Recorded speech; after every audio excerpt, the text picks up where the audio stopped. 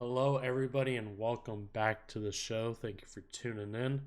Today, we're going to be talking about the second round of the NBA playoffs. The first round just wrapped up last night, and now we're going to be talking about our predictions for the second round. We're going to be talking about Joel Embiid's big injury news and how the Sixers will fare heading into the second round. And then we'll be talking more about the Timberwolves once again blowing another double digit lead in the fourth quarter and ended up kicking them out of the playoffs. So those are kind of our three topics for the show. We'll just start off with the Timberwolves, as I just mentioned. Last night, coming off a game six loss at home against the Memphis Grizzlies, where again the Timberwolves were up double digits in the fourth quarter, just struggling to figure out a way to close out the game. I was watching the fourth quarter last night. I saw, I believe it was like 6-ish minutes left in the game, and they're up four, and they took a timeout. And I went to the bathroom for a second, and I come back, and they're down six. So obviously, they still have a lot of stuff to figure out. Granted, they are still a really young team, but struggling to find out ways to close out games against a team that does not have much experience more than you. It's two young teams going at each other, but obviously the Grizzlies found a way to keep clawing and scratching and ended up pulling out three um, comeback style games in this series. And the thing for the Timberwolves is that yeah, it was a very successful season, but next year how's things gonna look? Because obviously you're in the Western Conference, and the West is still really competitive. You have obviously the Lakers are probably going to be better. Portland's going to be healthy-ish with Dame, but obviously still a rebuilding team that could possibly push for the play-in. The Clippers are going to be healthy. Denver is going to be healthy. Dallas is good. Pelicans are going to have Zion back. So it's going to be interesting to see how Minnesota fares next year. But obviously a great year, but still kind of puzzling how they lost three double-digit leads in the fourth quarter. I was rooting for the Timberwolves to win this series. That they obviously had a really good chance, but obviously couldn't pull it out in the end. Yeah, Timberwolves really disappointed this series. I originally thought the series would go to six because I did believe in the Timberwolves to make it competitive, and that is exactly what they did. I think you really can't be upset, obviously, as a Timberwolves fan, because this is more than most people expected. But it still is disappointing knowing that you could have realistically won this series in maybe 5 games if you guys just don't blow leads. Now, the big question is, like you were saying, how next season's going to look. I think you really have to ask the question about D'Lo. He really Yes. underperformed once again. I think I could probably like just go look it up right now, but I think he averaged like 12 points or something like that per game. It was something low like that. And that is something that the front office definitely needs to start looking at it because if he wants to be labeled as a quote unquote superstar, he definitely cannot be putting up those kind of numbers. Um, it's just weird how both of these teams are so young, but it just feels like the Grizzlies have been here before, even though they haven't. Just the way that they can keep themselves composed, keep themselves in the game, keep themselves fighting. Like, it's just insane to me because, I was watching the game as last night as well. Fourth quarter starts, they instantly, I swear, it was like they made two back-to-back three-pointers, and one of them was off of a stolen inbound pass from the Timberwolves. It's like just you see the hustle down by 10, you just see like they just don't give up, and it just shows me how like I believe in this team because I mean, I feel like I originally did predict them to beat the Warriors. But that was kind of more of like a quote unquote fun pick because I kind of would it'd be interesting to see if that were to happen, and I think it'd be really cool. But um, it'd be really interesting to see how they could if they can keep this up against a definitely more experienced team, as in the Warriors, because you know I definitely know Steph, Clay, and Draymond. They've been here before, and they're definitely not gonna crumble like the Timberwolves did. So we'll have to see how interesting this next series is. But the Timberwolves got some questions to ask. I mean, you know, what's his name? I think it's McDaniels or whatever. Was that Jordan McDaniels? I think that's his name on the Timberwolves. Jaden I'm pretty sure, McDaniels. but yeah, he played really well last night. I mean, other good other good role players, stepped up, and the one player that you needed to step up was your quote unquote third superstar, and it was D'Angelo, and he didn't. So the Timberwolves have questions to ask of what can they get for him? Is it worth keeping him? Because and Cat had his off games, but Cat's still that he still can take over. So I mean, it's got to figure out what they're gonna do, D'Lo, because I don't know what his contract is, but if he's getting paid superstar money, it's definitely not worth it. Yeah. Yeah, when Jordan McLaughlin checked into the game, you can just tell he made a lot more of an impact than D'Angelo Russell did. I believe like 6 minutes. D'Angelo checked back in for like a minute or two. Then McLaughlin checked right back in because D'Angelo made like a careless pass and he just wasn't aggressive at all. So next year, D'Angelo is heading into the last year of his deal, so he's expiring. Did not think he made $31 million, but here we are. He made 31. Yeah, he's making 31 next year. So Wow. he's still a young player, granted. I was talking about it in our huge basketball group chat that we have. I feel like I haven't seen a D'Angelo Russell like positive game from him in a long time. It felt like since he was in Brooklyn was like the last time he was like consistently putting up good numbers and making an impact. But 31 million, he is expiring, so I guess that could intrigue a team, but 31 million is still kind of a lot. But maybe for a team looking for a new spark on their team, but most teams have their point guard position figured out. Don't really know what you could get from him. Granted, his value is probably pretty low due to this playoff series, so I feel like they'll probably just keep him at, at least till the trade deadline next season. But I still want to believe in him. He's still really young. He's gonna be 26 next year, so should be like coming into his prime right about now.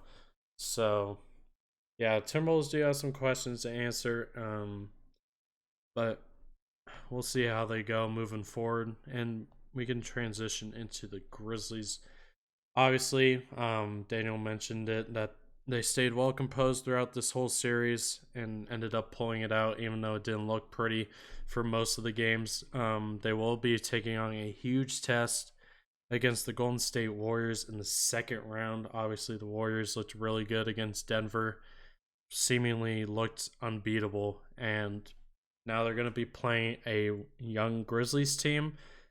My prediction for this series is 5 games. I think Warriors will probably handily um take care of the Grizzlies here. I don't see them putting much of a fight just due to the offensive capabilities that the Warriors have.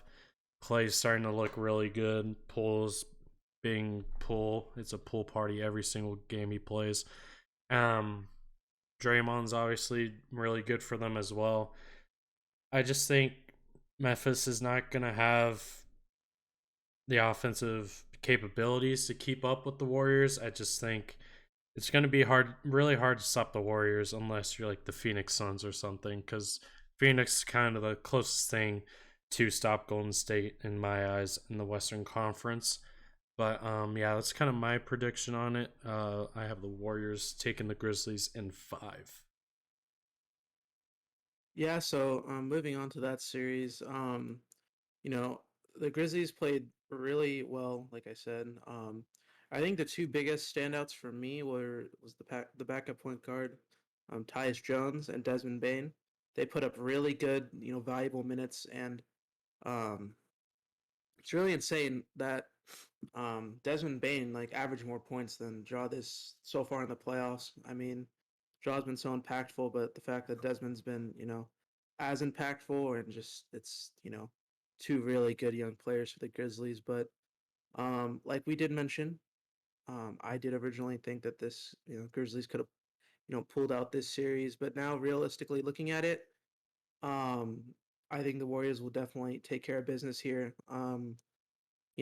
We knew that this Grizzlies team was young.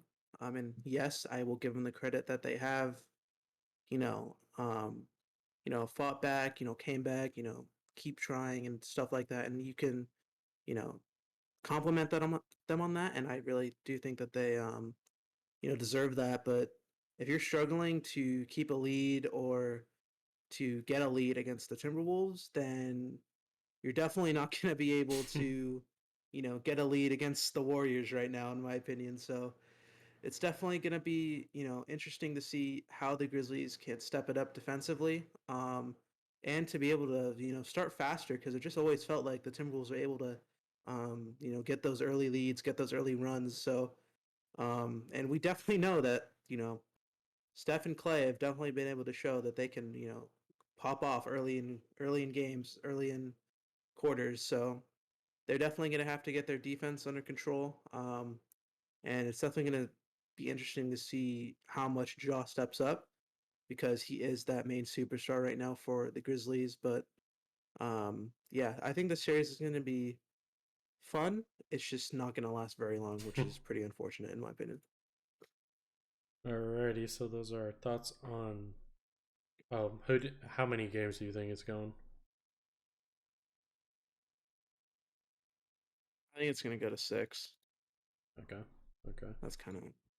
I think Jaw can, and I think the Grizzlies overall can maybe sneak out a couple in Memphis. I don't think they'll win one in or Golden State, but I think that they'll definitely pull out a couple at home. Yeah, I definitely only give the Grizzlies a chance on their home court. But going on to the next Western Conference series, the Phoenix Suns and the Dallas Mavericks. Obviously Dallas came off a 6-game series win against the Utah Jazz, which obviously I felt like it was more focused on what the Jazz will do moving forward, but gotta give credit to the Mavs, man. They looked really good that series. Going into Utah, having to wrap up a series. Really entertaining game. Um, Obviously, Boyan got a wide open look and just couldn't knock it down, which is typical Jazz fashion. They lose in the first round. We can talk about them after the Mavs, but Mavs looked really good in the first round. Luca hasn't missed a step. We kind of alluded that last time on this podcast. Now they'll be heading to Phoenix, which I feel like this could be a pretty entertaining series as well. But I feel like Phoenix could probably win this in 6 now that they have Devin Booker back. He looked a little rusty back in New Orleans, but obviously showed some flashes. So he'll probably take a little bit more time to get back into things. But Phoenix and Dallas will probably be a pretty entertaining matchup. But I'll probably take Phoenix in 6. Could very well get interesting. You never know with Luca, Jalen, and Dinwiddie. Obviously, a three-headed monster there with all their guards and their three-point shooting capability. So the Suns definitely have their hands full here. It's definitely not going to be an easy one, but I still feel like Phoenix could probably take this one in 6. Yeah, so finally the Suns are healthy again. Like you said, Devin Booker definitely didn't look his best. Um, but obviously, what can you expect from him being out for a couple of weeks? Definitely, you know, good for the Suns for closing out that Pelican series. I did, like I thought that um, Chris Paul was definitely gonna have to step up and be that guy who carries, and luckily he did. So shows us that CP3 still has those capabilities. Now you go on to a team with the Mavericks, like you already mentioned, have that three-headed, point guard. with Dinwiddie, Brunson, and Luca, and they've all been playing extremely well that first Jazz series. I think that that trade that they had early on to get Dinwiddie was definitely worth it. It's definitely been looking like it's paying off. So definitely will be interesting how the Suns can, kind of use DeAndre in my opinion, since we all know what the Mavericks' biggest weakness is. It's their center. Not too crazy on the defensive end, but we'll have to see how much DeAndre can take over. I'm very interested to see um, how much he can because my biggest thing with him is that he can't be that guy who takes over and is like that dominant force in the playoffs. But I mean, so far he hasn't been playing bad. Um, I think Luca this series is gonna have a lot of a tougher time because I think the Suns are definitely better defensively than the Jazz. So it's definitely gonna be interesting to see how much he can quote unquote carry. So it's gonna be fun. I think this will probably see. I can see it either going to 6 or 5. Those are probably my two. That's the length I'd see. But I did predict that the Suns would move on here, and I'm gonna stick with that prediction. I just think overall they're just a better defensive team and more of a well-rounded out team. Um, I just still my biggest thing with the Sun or Mavs is it just still even though Brunson and Dinwiddie are still playing good, just the 4 and 5 position feels so weak for them Mm. that it just that's my biggest thing with them, and that's why I don't think they're gonna make it past the second round, the playoffs this year. Okay, and then we can kind of talk about the Jazz here. Obviously, been a pretty rough year for them. Another first round exit, not going far in the playoffs as they would hope. And now everyone is kind of talking about what the Jazz should do moving forward. And I'll kind of just start with you. What do you think the Jazz should do heading into this offseason? Pretty sure I've already said it, but I think they need to completely blow it up. Um, I just don't think this roster is going to work out. I mean, Donovan, played good in that playoff series. I mean, Rudy had his moments, but I mean, we've all seen the reports of like how they hate each other and, stuff like that. So I'm just, I just don't think that this team is worth keeping together. I think the Jazz's front office, you already have reports of, Quinn Schneider, getting interest from other teams and stuff like that. So I think you gotta fully, as it sucks for probably Jazz fans, I think you gotta fully blow it up. Um, you still can definitely get a lot of value for the pieces you have. Donovan didn't play bad. Rudy is still, that quote unquote defensive center. So I think they can definitely get picks and, assets for those two players and even some other players on the team. So as much as it sucks, I just this roster, this era of Jazz basketball is just, in my opinion, not going to last much longer. So it'd be interesting to see what they can get for all those players. Do you think they trade Donovan, Rudy, or both? Or do you think they just trade Rudy? Or what do you think? Realistically, you don't want to give up a player like Donovan ever for a team, but I think it's going to be. I don't think he wants to stay there for full rebuild. Mm-hmm. So in my opinion, I would try to trade both, but I can definitely see them keeping one. Realistically, I feel like they might keep one, but either or, I think realistically, you just got to realize that this group isn't working. Donovan might like probably request a trade this offseason, so that's kind of my prediction. So I think realistically they will trade both. Okay. Yeah, I kind of feel the same. If I were to pick who they trade, assuming Donovan doesn't request a trade, I feel like they obviously trade Rudy Gobert out of there and Yeah. try to make it a more like fluent offense, like a center that can actually stretch the floor but not be an absolute liability on defense. So, and it'll be interesting to see what teams are willing to offer for Rudy because obviously in the playoffs he's had his fair share of slander thrown at him. So it'll be interesting to see what teams are interested and who offers what. And I feel like a guy that hasn't really been talked about a lot is Mike Conley. He's been really disappointing. Just hasn't really looked like his old self, like in Memphis. Not really scoring the ball all that much, and he was kind of that like third scoring punch when they first acquired him, and he hasn't really looked that way.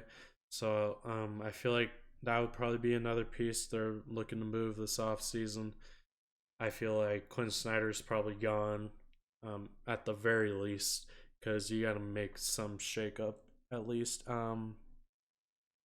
Hopefully comes the Lakers, but we'll see.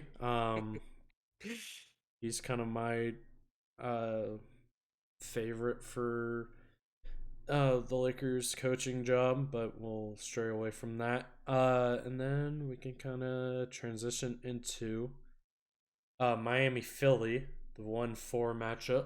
Obviously, news came out yesterday that Joel Embiid has suffered an orbital fracture and a mild concussion, and there is no timetable for his return.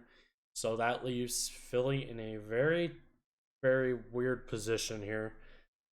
Heading to Miami for game one without your number one guy there, which obviously isn't great, and plus you're playing the Miami Heat. So all eyes shift towards James Harden, which, to be honest, I'm not all high on right now. That Philly series, or not Philly series, the Toronto series, he looked pretty complacent and wasn't really shooting the ball all too well, and kind of looked like um, what he looked like in Brooklyn towards the end of his stint there, where he didn't really look engaged on the offense and not shooting the ball well isn't great, and he can't really do much off the ball either. So he's really gonna have to show up in this Miami series, especially without Joel. But um, I'm not all too high on Philly right now heading into this series. I assume Joel is gonna miss at least 2-3 games, maybe.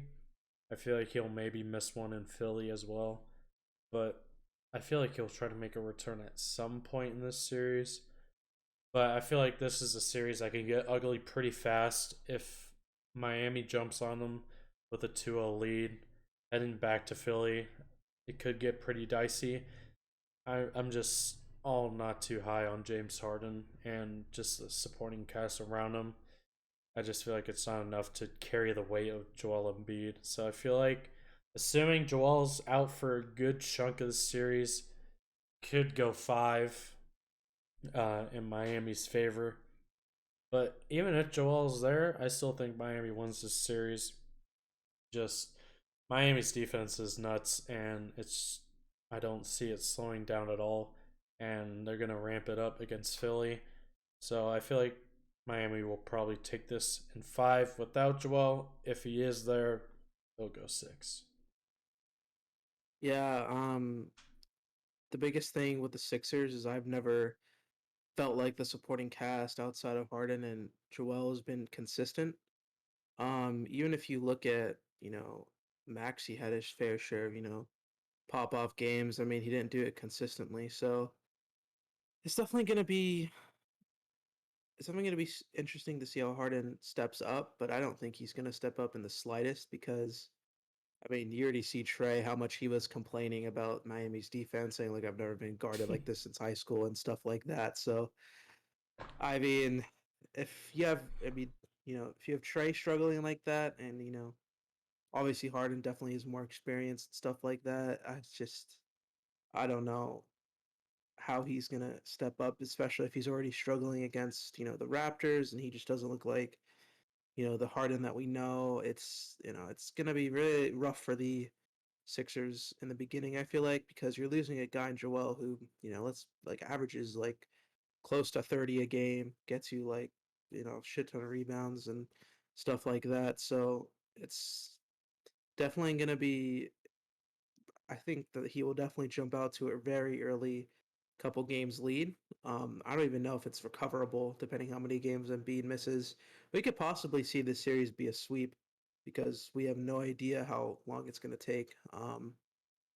Embiid to come back, but I'm just not confident in Harden right now.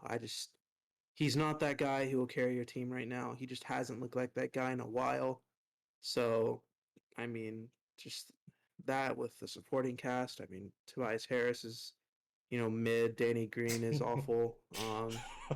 And just the rest of the team is. It's just not like I don't know. It's just not a championship team to me. I don't know really what else to say. It's just looking bad for the Sixers, and like I said, this could easily be a sweep. Yeah, all I gotta say is Jimmy Butler's gonna be on James Harden's ass in that series. I really want to see that matchup a lot because Jimmy Butler is all about the smoke, and I love his defense, love his leadership on that team. But the Philadelphia DeAndre Jordan minutes, hey, maybe he, Oh, he gets some run. Um, I hope not. um, yeah, another thing, there's center depths. I don't know where Doc's gonna go with this. He's been running Paul Reed, which is obviously as bad as it gets. Who knows how he figures out that rotation while Joel's out? But yeah, not looking good for Philly heading into this series. But we'll see. Maybe they'll flip a switch. Maybe Harden will be his normal self, which I highly doubt. But moving on to probably my favorite series of the second round, Milwaukee Boston. Boston coming off a sweep against Brooklyn, and Milwaukee handling Chicago in five. These two teams are matching up. It's going to be a heavyweight. I feel like whoever wins this series has a pretty good chance at getting to the finals. Um, Boston's not really a team that I kind of envisioned to look that dominant in the next series, which I kind of talked about last episode. But this series is going to be a lot of fun. It's going to be very back and forth, I feel like. Obviously, two great defensive teams. Obviously, I have Milwaukee as my championship pick. So, I'll probably be sticking with them here. But it will definitely not be easy. I will say the series will probably go the full 9 yards. I say probably go seven, but I'll give Milwaukee the edge. I'm interested to see how they guard Giannis and if Middleton's going to be able to return at all in this series, which I do not believe he will. But obviously, they still looked really good without him, so this series will still be really good. Boston, I give them a really fair shot here. They will make Milwaukee work for every single game, and but just with Giannis being the head of the snake for Milwaukee, I just have a hard time picking against him. And Bobby Portis has looked really good. Drew Holiday's looked good as well. Brooke Lopez, same to him. So yeah, I just feel like Milwaukee's just that team with the championship experience, obviously, and I feel like they'll be able to win this series in seven. Yeah, this is definitely. I think this is everyone's, you know, very highlighted series so far in the playoffs. This is definitely the one I think a lot of people are excited for. I'm excited for. Um, tomorrow's gonna be great. Uh, Without Middleton, I think that's gonna be really interesting to see because I don't think they had him. They didn't have him for the Bulls series, but let's be honest, the Bulls weren't really given that much of a fight.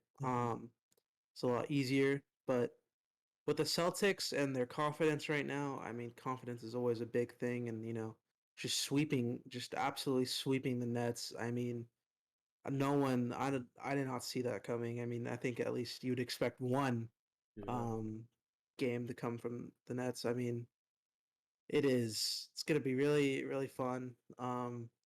It's gonna be definitely some. The main point, in my opinion, is gonna be how Tatum plays because he played really well against the um Nets. So just watching him and seeing how he responds, how much he steps up is definitely going to be very interesting. along with the supporting cast of the Celtics, they all played well. Jalen Brown, Marcus Smart. I mean, you gotta really, you gotta commend those guys and how well they played so far. So to be, to, I don't know if they're gonna. I want to. I definitely do think this is gonna go 6 or 7. It's just the thing with me is how long it's gonna take for Middleton to get back. But I mean, I think it's crazy to say that we could see the Celtics in the Eastern Conference Finals because I definitely didn't see it before the playoffs. But I mean, with a team that's riding hot like them right now and the team that has that confidence, I wouldn't be surprised. But I'm still gonna roll with the Bucks here, just because they were my finals pick as well. So I'm not gonna go against them just yet, because as you did mention, the supporting cast for the Bucks is playing well once again. You know, Bobby Portis showing up, Drew Holiday showing up, and just all the other members showing up, and it's definitely gonna be a really, really good series.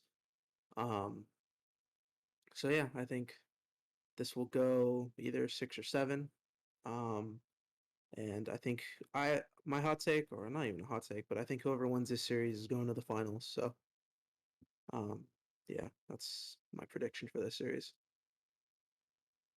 Alrighty, so that is our second round predictions for the NBA playoffs. Um, Another thing was kind of curious to bring up on here. Obviously, it's kind of going back into the first round.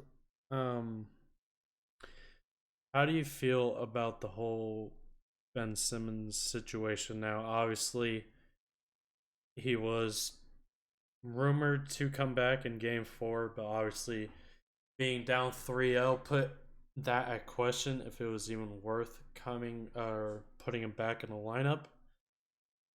I'm kind of mixed on the approach the Nets are kind of doing here. Um, I want to like Ben Simmons so bad. Like, I just like his skill set. But man, you just gotta go out there and play basketball. I don't know the legitimacy of his back injury, but if it was rumored that he was going to play game 4, if they weren't down 3-0, they probably would have put him out there. But Reggie Miller put out a tweet saying he has no competitive fire, which I can probably see that now. Because if he were to push back against the Nets saying he want to play, he would probably be out there playing game 4.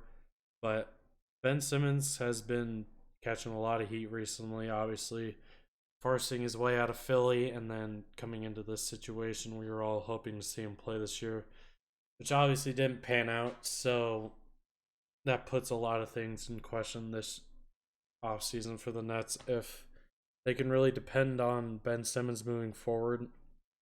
But yeah, that's kind of my thought. I just want to see his competitive fire. I want to see him play basketball. I feel like he's not really all in on basketball at the moment, but I don't know about his back injury and how serious that is. Uh, I don't think. I mean, obviously, I'm not Ben. I don't know, like you said, how serious it is, but I think it's just a bunch of. I just think it's stupid. It's I've lost all respect for him this series. I mean, I don't even know like what did I don't even like know what he originally did to his back. Like I have Uh, no idea what he I, did. I don't know. I don't think anyone knows. Like I saw a report that he like was supposed to go and then he just texted like after working out like, "Oh, I have back soreness." It's like realistically as like the player and like anything like you could always say that cuz no one really knows how you're feeling. Only you do. So the trainers kind of have to go with it. But I think it's just a bunch of just it's just stupid. He could have played, and he didn't. Let down his teammates, let down everyone. I mean, I don't know if his teammates even really cared, but it's just pathetic in my opinion for someone who's as talented as him defensively, and being able to finish around the rim. I'm not going to say shooting because he's awful at shooting, but just for someone as him to be blessed in the NBA, just to like just be like this and just be like, I'm not gonna play, like who cares? It's just I feel like he just kind of gives off like that persona of like I don't care, like It's just basketball and stuff like that. So it just upsets me that people like this are able to, be as famous as they are and, be able to be in the league. And if I'm the Nets, I try to get rid of him as fast as possible because even if he were to play and be good, I mean, he doesn't deserve, to be on an NBA roster because, in my opinion, that's just pathetic to not show up when your team really needs you. And I don't know, it just disappoints me to see, a player be like this. So, I mean, we'll see what happens, but it just it's just unfortunate to see him, hope like just have his legacy and his career go like this overall. It's I don't know, just disappointing in my opinion. Then kind of connecting on that point, do you even do you think that there's even a winner of the James Harden Ben Simmons trade?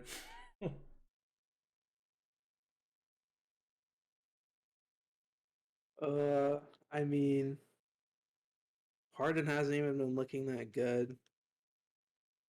I think I will say that there is because the Nets did get better role players off of it. But if you're looking at the two stars, I really don't think they're gonna win it. Like everyone was getting excited for Harden, and Harden's just fallen off completely. He just has not been looking good these past couple of years. He's just not that guy that we saw in the Rockets where he can just fully take over. Um, and now he just hasn't been that player ever since he left. So yeah, I mean that trade was definitely talked about a lot when it happened, and there were a lot of expectations and a lot of excitement. But I think all the excitement has definitely not lived up to the hype. It's just very disappointing. And I mean, you have one that cries about his back hurting. You have the other who seems lazy and doesn't want to be there. So, Goes to I strip mean, clubs. that's just kind of how the superstars have been this era of basketball. It feels like, or some of them in a way. It feels like in other times that everyone was competitive. They all wanted to win a championship, and now you have guys like James Harden and Ben Simmons who like cry every couple years that I want to leave this team. I'm not happy, and it's just really disappointing. But yeah, I don't. That trade is super disappointing. It is super just. It's honestly kind of bad now looking back at it. But I mean, what can you do? No one knew it was gonna come to this. So And then Harden's gonna be a free agent, and you know that Daryl Morey's kind of put in a position where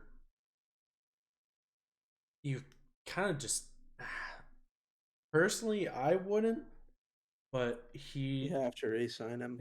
he's gonna want the full on bag, which keep it at 100p. He does not deserve a max contract at all, No, he doesn't. and he was supposed to get an extension when he originally got traded, but he didn't file the paperwork according to reports. But if it'd just be hilarious, I'd love to see Daryl Morey just not offer him a max contract and just let him walk after all the shenanigans. But obviously won't happen, and then overpaying Harden way too much money, which I feel like is just kind of a recipe for disaster moving forward for your team. But hey, that's what the off season's for. We'll come down that road when we go down it. For now, we'll focus on the playoffs, but that'll do it for this Hey, episode. real quick. Okay. Realistically, if he doesn't re-sign, where do you think he goes? The Lakers. No. Okay. Um, where does he go? I'm looking at every NBA team right now, and I just don't see a team that looks like they're willing. Besides the Knicks, I don't see a team that The is willing Knicks. just to like throw money at Harden. I mean, I don't even think there's that many. I feel like nobody has cap space this off season, so I'm not Does feel like that.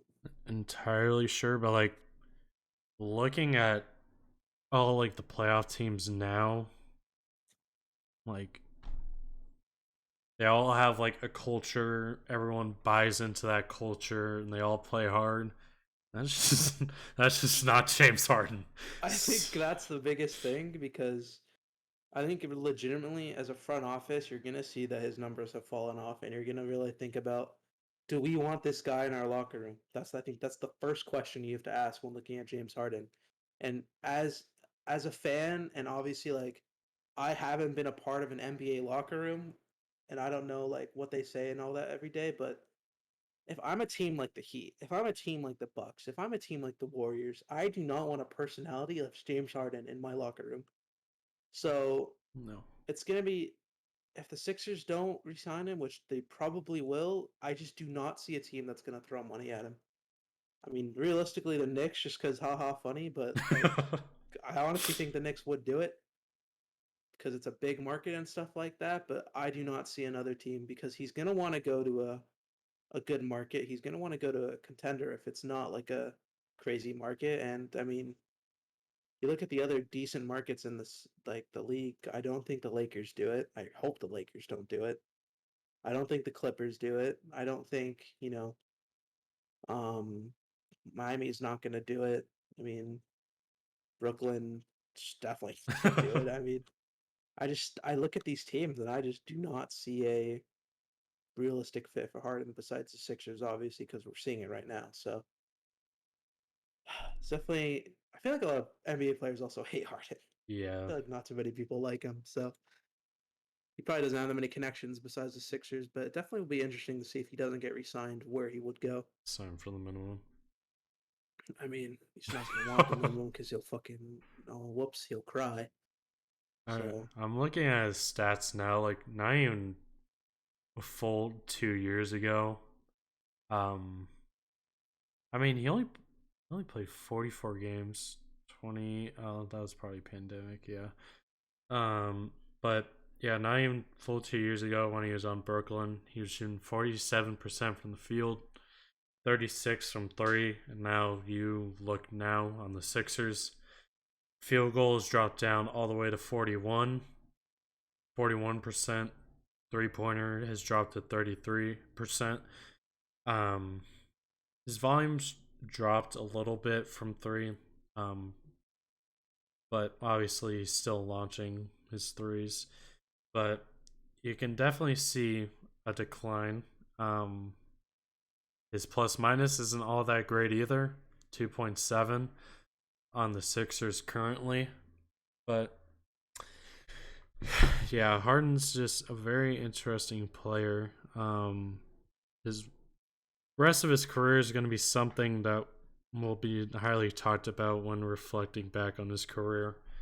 Um, yeah, even if he weren't to get the contract he wanted in Philly, there's just no other team that A doesn't have the money or B want him. Period. So yeah, James Harden was a good player. I was averaging 36 points like 5 years ago. 34 and 36, 5 and 4 years ago. Now he's averaging 21 and struggling. Like he's that is just he's just old and fat, dude. Like how he's like still relatively old. Oh, he's 32. he's 32. Yeah, bro. We're gonna look at his contract, and he's gonna get like 40 million when he's like 38. So that's gonna be very interesting. Oh, Daryl Morey. You have a nice little decision on your hands, but yeah, I feel like that'll probably wrap it up. Um, yeah, that'll do it for this episode. Hopefully, you guys enjoyed our second round predictions, and hopefully, you guys are enjoying the playoffs thus far. It will only get better from here on out as we draw closer to the NBA Finals. But yeah, make sure to like, comment, subscribe, follow us on all socials at the Basketball Maestros on Instagram, TikTok, YouTube, Spotify, all that nice jazz. But yeah, that'll do it. And we'll see you guys next time. Take care.